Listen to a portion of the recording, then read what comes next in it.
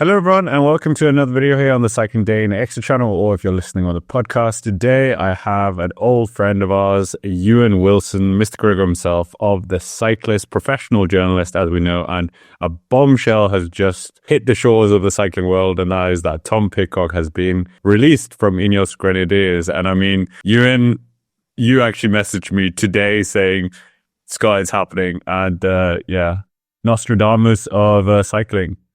Wow, this has felt like a long time coming, and we're finally reaching the final chapter, you could say, of this Tom Pidcock saga. It was building up momentum over the past couple of months, particularly in October following Pidcock's deselection from the Lombardia squad. The INEOS Grenadiers fielded there. That then sparked a bit of a debate. We were expecting this transfer, well, at least him leaving INEOS, to be announced a couple of months back. That was sort of put on hold whilst he... Well, we imagine was sort of trying to sort of reach out hands and mend those broken bridges.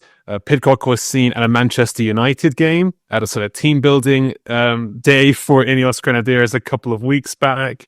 He also went and did a big press loop just 2 weeks ago, which also featured visiting Rula live. He also spoke to one of my colleagues, Paul Strickson, over on the Cyclist Magazine podcast to talk about his goals for the new year. And we were kind of assuming that he would stay at INEOS Grenadiers. But earlier this week, the first week of December, it was picking up traction once again. Ciro Scognamiglio of Gazzetta reporting that it was picking up traction, and then this morning Daniel Benson broke the story that it was going to be announced later today, and at approximately 4 p.m. UK time the news was broken that Pidcock will be leaving INEOS Grenadiers with immediate effect. He hasn't necessarily been bought out, we know that, but he will be released by INEOS after 4 seasons spent with the team. Wasn't one of the clues as well that I saw this going around that he wasn't on their winter training camp as well? But I thought maybe that's just for his cyclocross preparation, but that was kind of a warning sign as well. Yeah, that's true. The winter training camp is actually now on the ground in Spain. So he's not there. Seems like a weird time to announce it, but maybe they're announcing it because they're going to have people at the training camp and people will be asking questions, because where is Pidcock? It's kind of a... You know, it's one of these times where we do ask these kind of questions, and sometimes riders drop in late. We remember last year with Kian Uijtdebroeks, he was spotted on a training ride wearing just fully black kit with Prisma Lisa bike, and that was it. Kind of revealed he was with the team. Maybe they were announcing it now because the team camp's happening and they're just a little bit scared that the news will get leaked out of their control, and understandably they want control of this narrative. And the INEOS Grenadiers CEO, John Allott, said, "We're really proud of the work we've done with Tom to help him achieve some extraordinary and memorable moments. Together we've written a powerful chapter and shown how exciting and diverse professional cycling can be. Tom has some big multidisciplinary goals, and we believe this decision enables both of us to pursue our future ambitions with clarity, purpose, and determination. We thank Tom for the last 4 years and wish him the best of luck for the future." They're referencing his multidisciplinary goals. Was that a reason why things didn't work out with INEOS? Wasn't he saying that he was going to stop doing so many, extra disciplinary things and focus on the road now? So that's why that comment really confuses me, that they're saying that's one of the reasons. But I mean, that on top of that, Ewan, do you think his stint at INEOS Grenadiers, no arguing with the cyclocross performances, world champion there, twice Olympic champion in the mountain bike and world champion as well, but do you think, and I'm still gold, Strada, whatever, not whatever, but you know what I mean, do you really think it's been that successful compared to the hype the guy had coming in? Under 23 Giro d'Italia champion, he was like, if you put anything on YouTube with Pidcock before he joined, it would go, viral almost. Well, cycling viral. Part of me does agree with that. I forget who I'm speaking to. You're very critical of Tom Pidcock. I am. I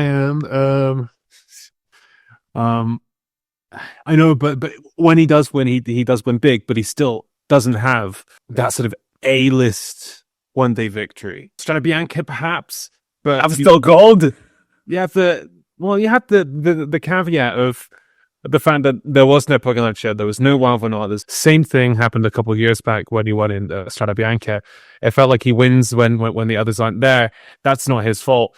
But I feel like the hype was extraordinary. It was always going to be extraordinary. This is a guy who's he was fantastic at the youth level, even in the UK in like the late 2010s, 2017 or 18 Tour Series. I think it was 2018.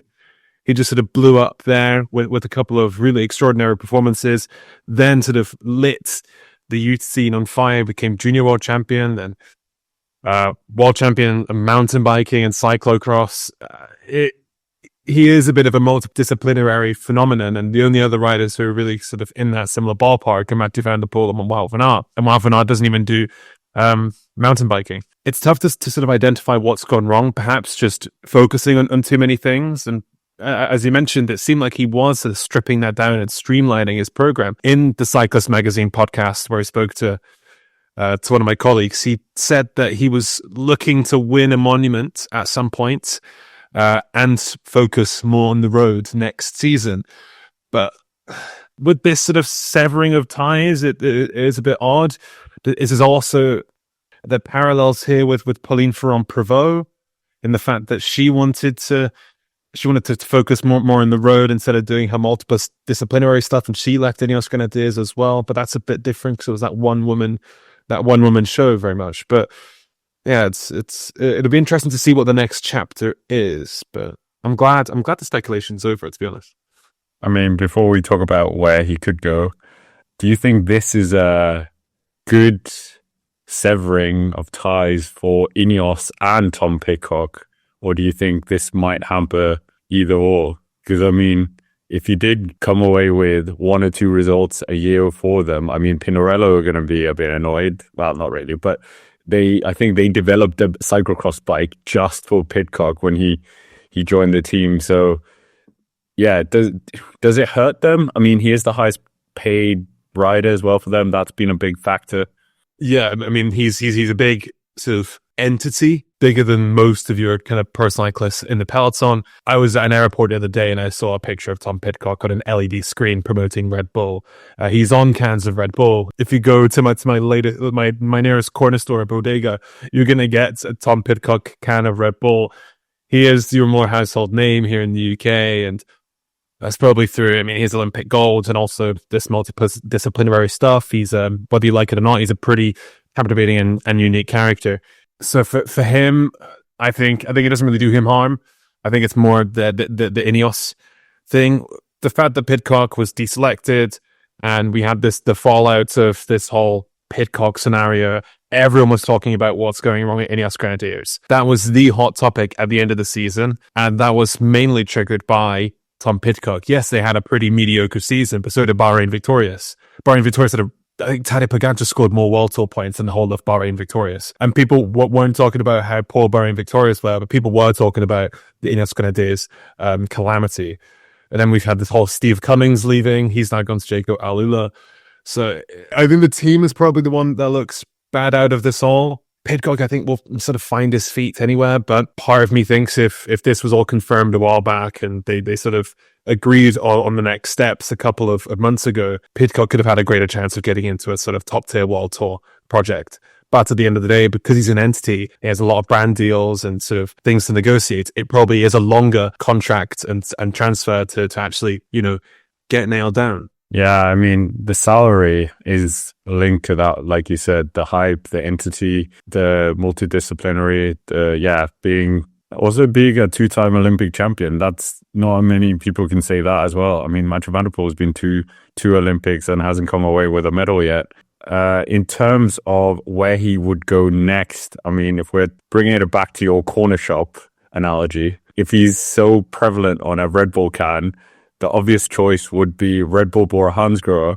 But I mean, Q36.5 is the one that's been doing the rounds. I just don't see what he would accomplish there, because this is a team that it's not fighting for the World Tour promotion, like the promotion places at all this year or this cycle. And yeah, I don't know if they're going to be doing that next time. But with someone like Pidcock, you would just get as many wildcards as you want almost. Yeah, let's begin with the options that are on the table. The most notable one there being Q36.5. This was the initial rumor that came out after the Lombardia deselection. I was scratching my head at the time, but it has sort of grown with validity, and more people are saying that it is actually potentially on the table. Q36.5, there is a link to Pinarello there. One of the investors in Pinarello that recently bought out the company, Ivan Glasenberg, he actually has stakes in the Q36.5 project. So that would sort of give a bit of a link between the two. There's also, it's an English speaking team.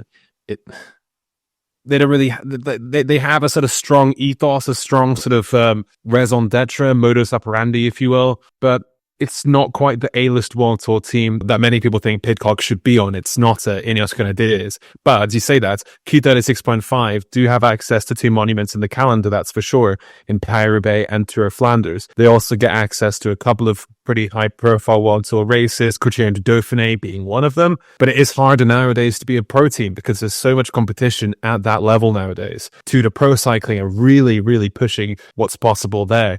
They're now moving up closer and closer to that World Tour sort of promotion level. UNOX as well, really not far off that point. Total Energies as well, if they're a stalwart at that level. So it's hard to stand out, I think, at the pro team level nowadays. But Tom Pidcock could be that guy to just bring them to that next level. They have a lot of ex-World Tour riders. Even looking this year, you've got Short Backs is going there, I believe, from UAE Emirates. You have Emil Sleepins from DSM, formerly of Lidl Trek. That's also moving to the team. Rambilla's there. Mark Donovan's there. It is a group of sort of ex-World Tour riders looking for greener pastures. So it does make sense on paper, but it might not unlock the opportunities that he wants on the road.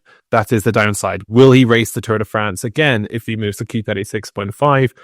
Probably not. And I don't think his name value is big enough to leverage a tour spot in France. Let's be honest. Then moving across to Red Bull Bora Hansgrohe, there's the obvious link there with the Red Bull thing, but I think the link between the two would have been a lot clearer by now. And I think Q36.5 is the one that's there as the number one, and the one that's building momentum at the moment is Astana, who still have a couple of spots left. They've moved some of their World Tour riders from this year down to the development level, which suggests that they could be freeing up some space. They're in desperate need of World Tour points next year. They've been very bullish in the transfer market, and they're also receiving a big cash injection from Chinese carbon fiber company XDS. So that seems to be the one that's getting the most momentum, but Q36.5 are still in pole position.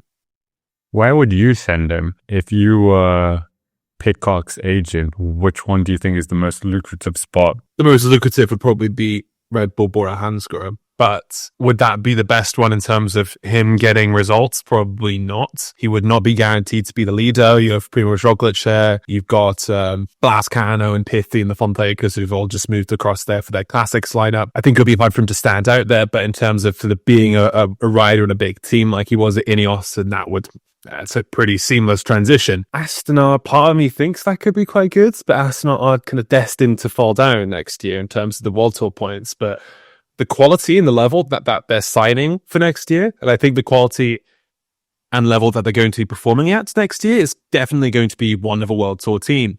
They've brought in a lot of new expertise along with some real A-list signings. That could work. They have a lot of punch-outs already, but Tom Pidcock might just be that guy to slip in. Imagine Pidcock and Bettiol in the classics. These two don't win very often, but when they do, they win big. So they're quite similar in that regard. Yeah, on the money front, who could foot the bill almost? 4 million euros is the reported value. If we're saying he's not doing cyclocross, I don't know if the Chinese brand, the bike brand, actually do cyclocross bikes, but it would be great for them to have a character like Pidcock if they were going to try and roll that out. Bora, Specialized, we know they do that. Q36.5, do they ride on Scott bikes? They do. It's a quick bike, but do they have cyclocross bikes? Probably somewhere. Hidden probably somewhere. If need a shed behind. Let's get them out for Pidcock. But XDS would kind of told that it's a multi-year big cash project. They're going to bring in X Lab is going to be the bike provider, or at least that was the rumor a couple months back. X Lab don't really have many bikes in the market at the moment. This would be their first like premium bike. Then if PIDCOCK jumps on, they're going to have to make a sort of, premium level cyclocross and mountain bike as well. Red Bull, I don't know how much money they have left. We also hearing conflicting reports of when the finance from Red Bull is actually kicking in, whether that's happening already or if we're waiting for that big sort of, money wave to drop. I mean, you'd say like in oil states like Bahrain or UAE could definitely afford them. UAE have one spot available next year, for instance. Bahrain also is still available, I think, for next year in terms of slots. But don't forget Q36.5. Not only do they have pretty wealthy private investors involved in that in that project, and also linked and schmoozing with Doug Ryder, who is the team's principal, they also have a lot of blue chip sponsors. Look at that jersey. You have like Breitling is there. It's Hamatago. It's big companies. I know Q36.5 is still a relatively unknown clothing provider, but the people sponsoring that team are they're fine financially. So perhaps they're going to be shelling out for this deal. Anyways, with that, it's been very fun talking to you, Ewan. And of course, Ewan is a professional cycling journalist now. So we'll drop down below, what's it called? Your journalist link, so you can follow all of Ewan's articles online, courtesy of the Cycling Magazine. But well, let us know down below who you think is going to be the beneficiary of this in terms of getting the Tom PIDCOCK signature. Hit the like button, subscribe to the channel, and of course I will see you next time, and Ewan at some point as well. So for now, have a nice day.